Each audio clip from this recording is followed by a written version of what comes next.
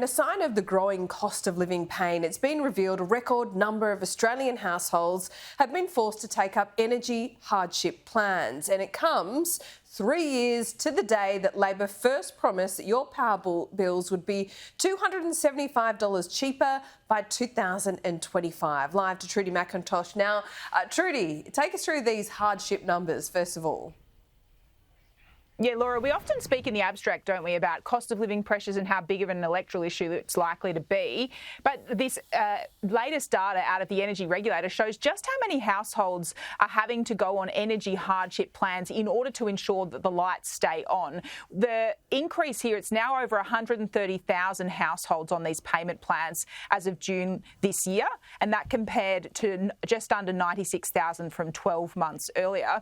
Being on these plans with energy retailers helps phase out the payments, make it a little easier for customers to keep the lights on. We know the government has also tried to assist with this across-the-board energy rebates that have been rolled out in the last 12 months or so, and there is an expectation we could see another one as well promised ahead of the next election.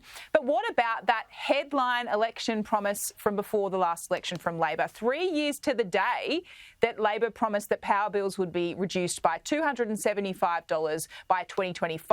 We've already basically at that date now, and it seems that's incredibly unlikely to actually materialise. Opposition leader Peter Dutton seizing on this anniversary today, posting this reminder on social media.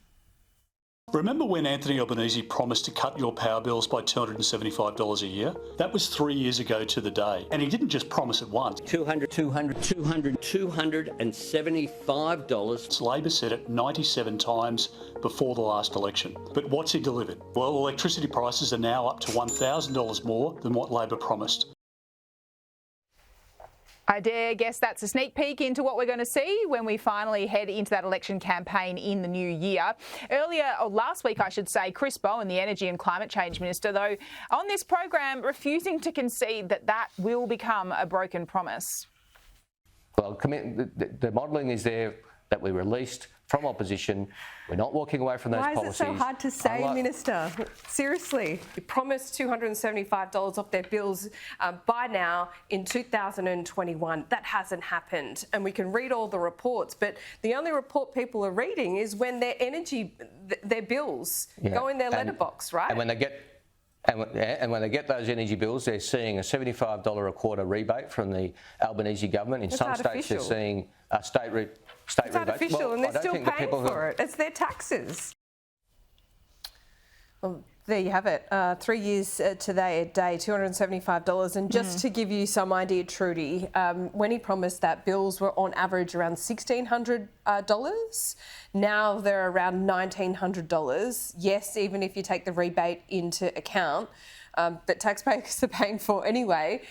On their promise, bills should be around $1,300 at this point, and they knew the Ukraine war had broken out. They knew what energy system they were inheriting. So I look forward to hearing from the government today on that one and whether they would promise that going into the next election. But anyway, let's look at digital and something the government is working on.